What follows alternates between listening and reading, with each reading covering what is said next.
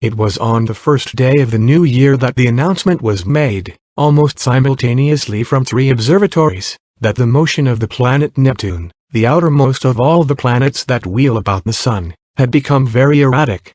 Ogilvy had already called attention to a suspected retardation in its velocity in December.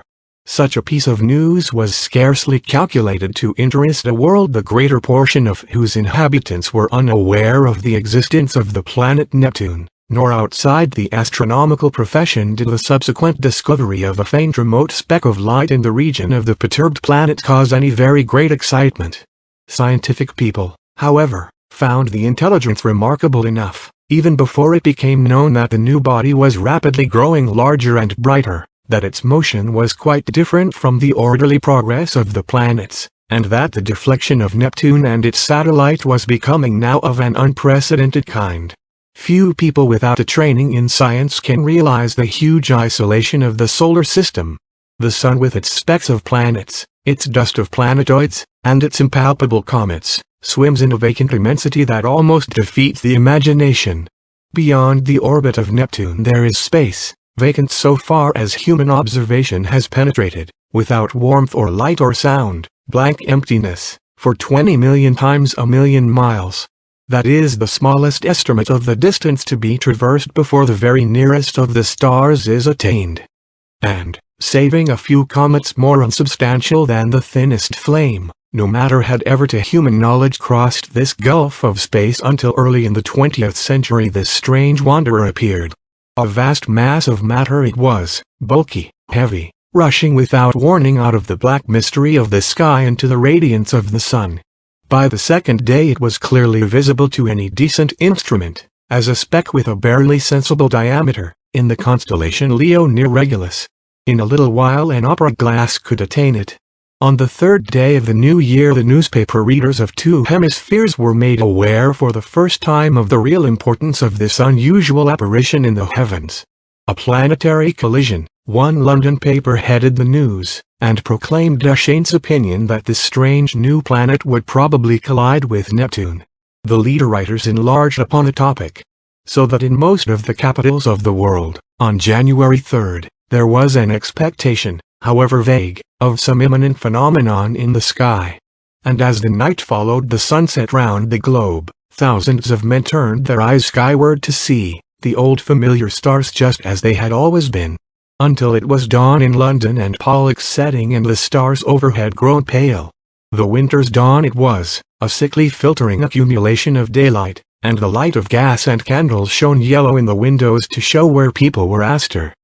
But the yawning policeman saw the thing, the busy crowds in the market stopped agape, workmen going to their work betimes, milkmen, the drivers of news carts, dissipation going home jaded and pale, homeless wanderers, sentinels on their beats, and, in the country, labourers trudging afield, poachers slinking home. All over the dusky quickening country it could be seen, and out at sea by seamen watching for the day, a great white star, come suddenly into the westward sky. Brighter it was than any star in our skies. Brighter than the evening star at its brightest. It still glowed out wide and large, no mere twinkling spot of light, but a small, round, clear shining disk, an hour after the day had come. And where science has not reached, men stared and feared, telling one another of the wars and pestilences that are foreshadowed by these fiery signs in the heavens. Sturdy Boers, dusky Hottentots, Gold Coast Negroes, Frenchmen, Null Spaniards, Portuguese, stood in the warmth of the sunrise watching the setting of this strange new star. And in 100 observatories there had been suppressed excitement, rising almost to shouting pitch, as the 2 remote bodies had rushed together, and a hurrying to and fro, to gather photographic apparatus and spectroscope, and this appliance and that, to record this novel, astonishing sight, the destruction of a world. For it was a world, a sister planet of our Earth, far greater than our Earth indeed, that had so suddenly flashed into flaming death.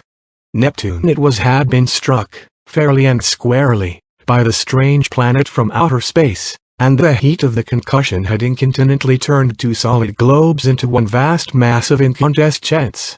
Round the world that day, 2 hours before the dawn, went the pallid great white star, fading only as it sank westward and the sun mounted above it. Everywhere men marveled at it, but of all those who saw it none could have marveled more than those sailors, habitual watchers of the stars, who far away at sea had heard nothing of its advent and saw it now rise like a pygmy moon and climb zenithward and hang overhead and sink westward with the passing of the night. And when next it rose over Europe, everywhere were crowds of watchers on hilly slopes, on house roofs, in open spaces, staring eastward for the rising of the great new star. It rose with a white glow in front of it, like the glare of a white fire, and those who had seen it come into existence the night before cried out at the sight of it. "It is larger," they cried. "It is brighter." And indeed the moon, a quarter full and sinking in the west, was in its apparent size beyond comparison, but scarcely in all its breadth had it as much brightness now as the little circle of the strange new star. "It is brighter," cried the people clustering in the streets. But in the dim observatories the watchers held their breath and peered at one another. "It is nearer," they said. "Nearer." And voice after voice repeated, "It is nearer," and the clicking telegraph took that up, and it trembled along telephone wires, and in 1,000 cities grimy compositors fingered the type. "It is nearer." Men writing in offices, struck with a strange realization, flung down their pens. Men talking in 1,000 places suddenly came upon a grotesque possibility in those words, "It is nearer." It hurried along awakening streets, it was shouted down the frost-stilled ways of quiet villages. Men who had read these things from the throbbing tape stood in yellow-lit doorways shouting the news to the passers-by. "It is nearer." Pretty women, flushed and glittering, heard the news told jestingly between the dances, and feigned an intelligent interest they did not feel. Nearer. Indeed. How curious. How very, very clever people must be to find out things like that. Lonely tramps faring through the wintry night murmured those words to comfort themselves, looking skyward. It has need to be nearer, for the night's as cold as charity. Don't see much warmth from it if it is nearer, all the same. "What is a new star to me?" cried the weeping woman, kneeling beside her dead. The schoolboy, rising early for his examination work, puzzled it out for himself, with the great white star shining broad and bright through the frost flowers of his window. "Centrifugal, centripetal," he said, with his chin on his fist. "Stop a planet in its flight, rob it of its centrifugal force, what then? Centripetal has it, and down it falls into the sun. And this do we come in the way? I wonder the light of that day went the way of its brethren, and with the later watches of the frosty darkness rose the strange star again. And it was now so bright that the waxing moon seemed but a pale yellow ghost of itself, hanging huge in the sunset. In a South African city a great man had married, and the streets were alight to welcome his return with his bride. "Even the skies have illuminated," said the flatterer. Under Capricorn, two Negro lovers, daring the wild beasts and evil spirits for love of one another, crouched together in a cane brake where the fireflies hovered. "That is our star," they whispered, and felt strangely comforted by the sweet brilliance of its light. The master mathematician sat in his private room and pushed the papers from him. His calculations were already finished. In a small white field there still remained a little of the drug that had kept him awake and active for 4 long nights. Each day, serene, explicit, patient as ever, he had given his lecture to his students, and then had come back at once to this momentous calculation. His face was grave, a little drawn and hectic from his drugged activity. For some time he seemed lost in thought. Then he went to the window, and the blind went up with a click. Halfway up the sky, over the clustering roofs, chimneys, and steeples of the city, hung the star. He looked at it as one might look into the eyes of a brave enemy. "You may kill me," he said after a silence. "But I can hold you, and all the universe for that matter, in the grip of this small brain. I would not change. Even now." He looked at the little phial. "There will be no need of sleep again," he said.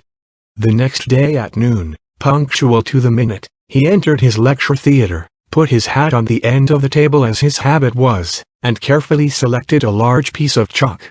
It was a joke among his students that he could not lecture without that piece of chalk to fumble in his fingers, and once he had been stricken to impotence by their hiding his supply.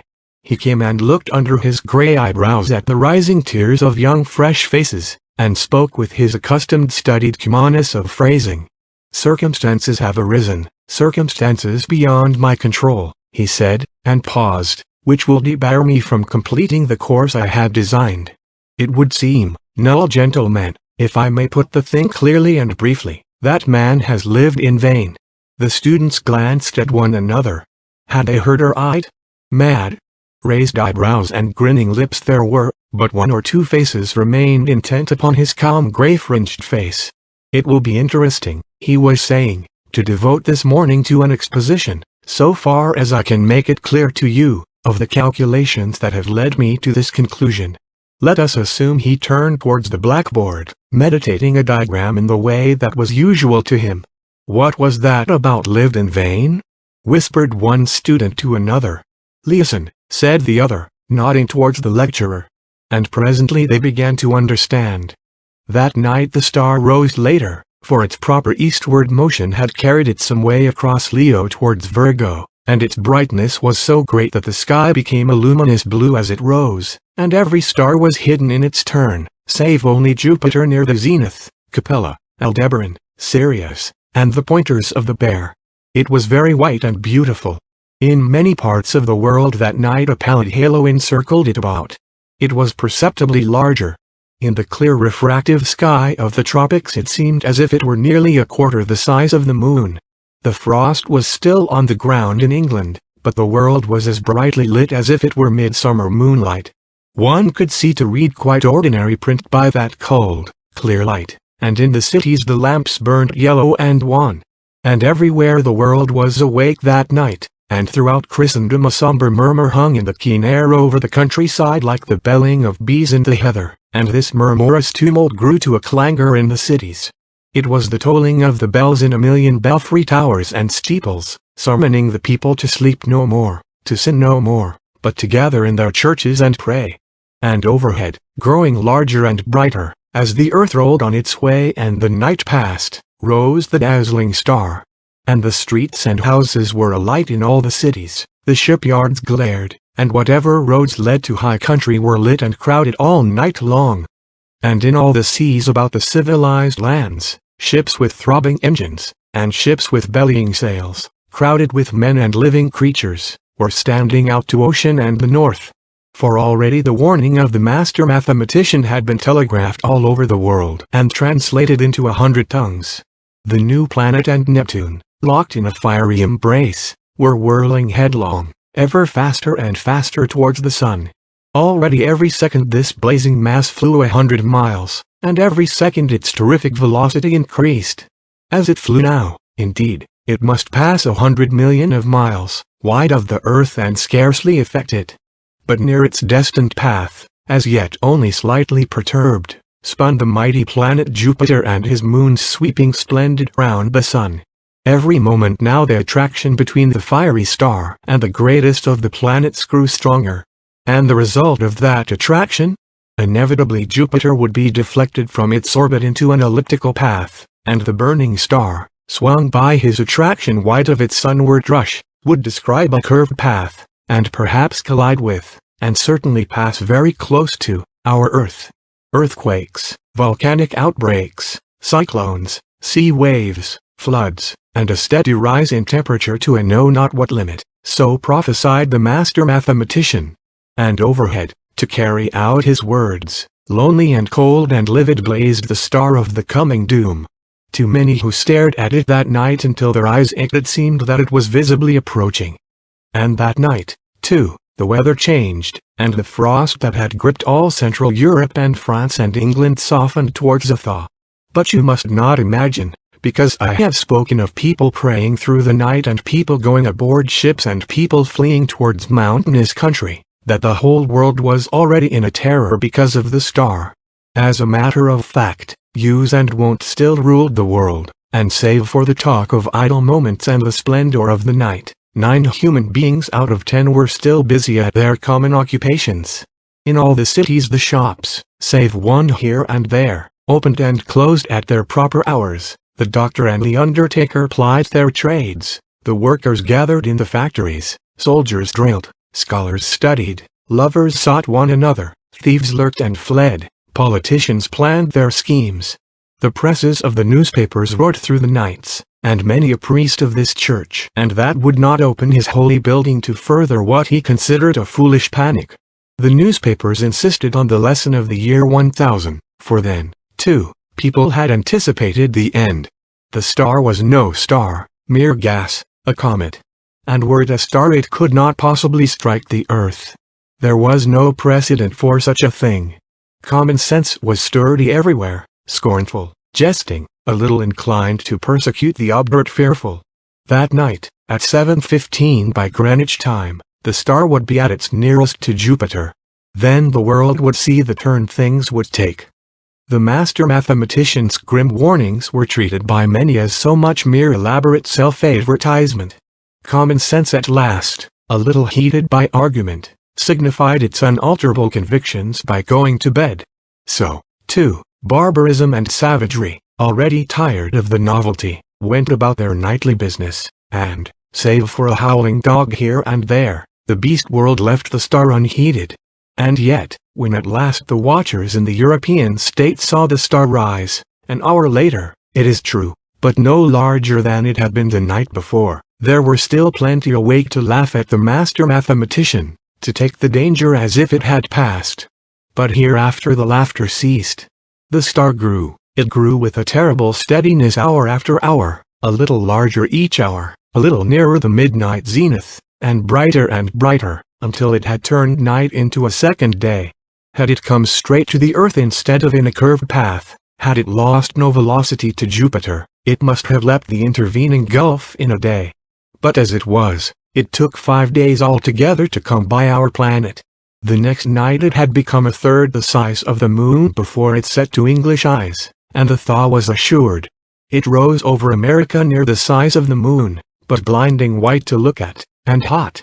And a breath of hot wind blew now with its rising and gathering strength, and in Virginia, and Brazil, and down the St. Lawrence Valley, it shone intermittently through a driving reek of thunder clouds, flickering violet lightning, and hail unprecedented.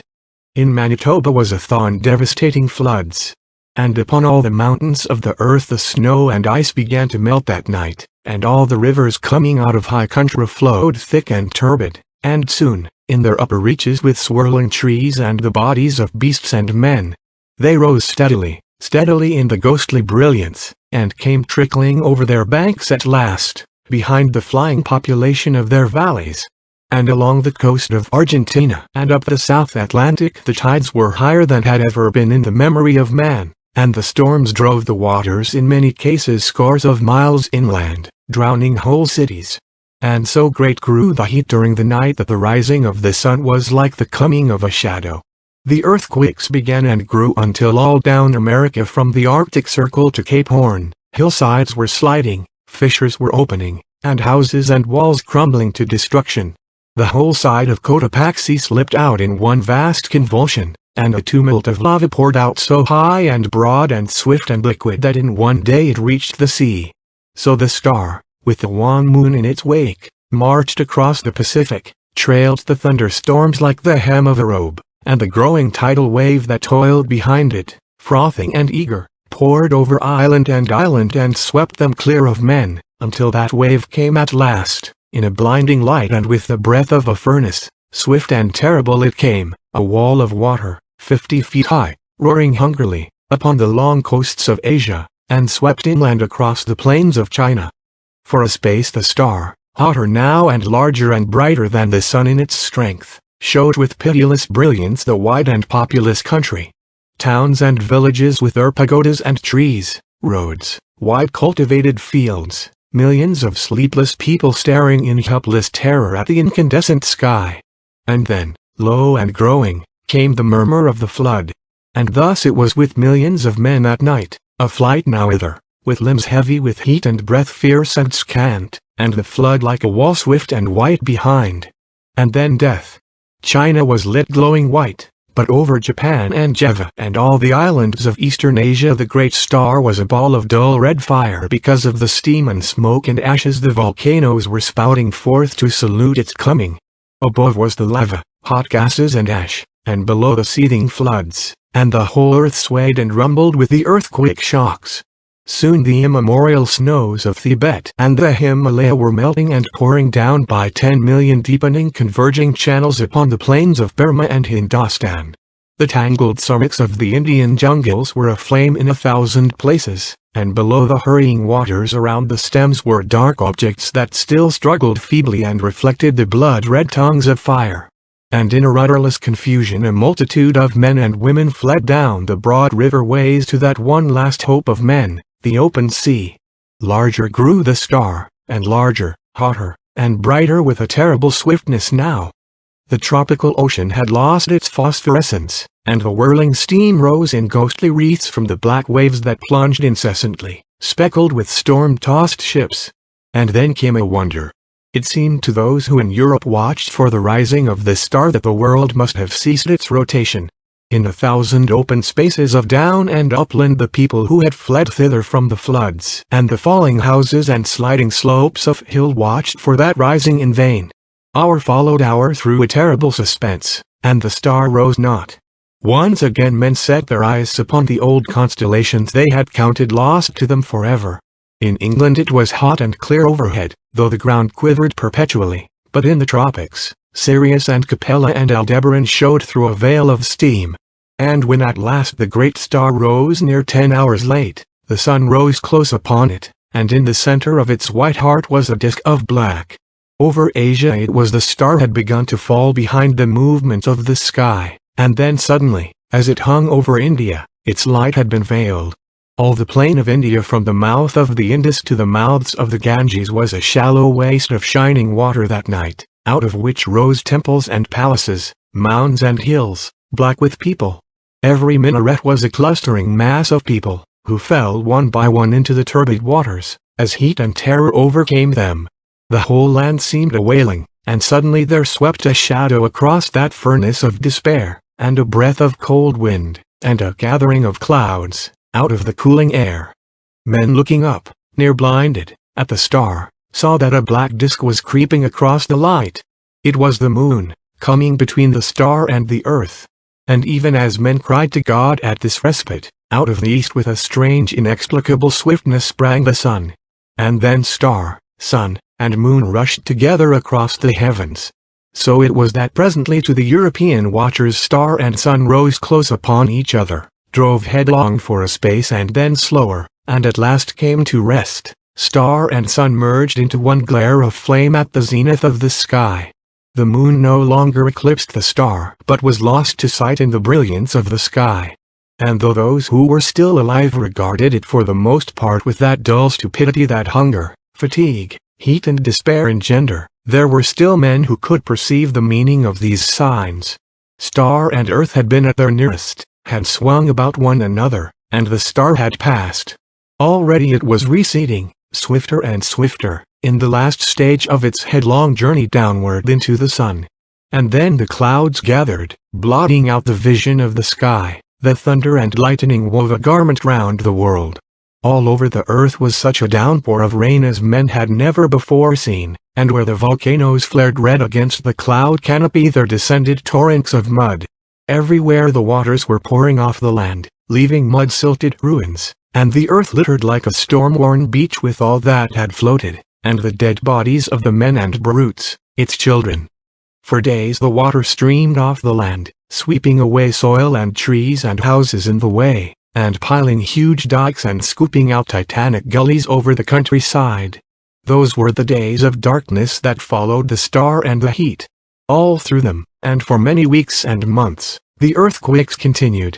But the star had passed, and men, hunger-driven and gathering courage only slowly, might creep back to their ruined cities, buried granaries, and sodden fields. Such few ships as had escaped the storms of that time came stunned and shattered and sounding their way cautiously through the new marks and shoals of once familiar ports. And as the storms subsided men perceived that everywhere the days were hotter than of yore, and the sun larger, and the moon, shrunk to a third of its former size, took now 80 days between its new and new.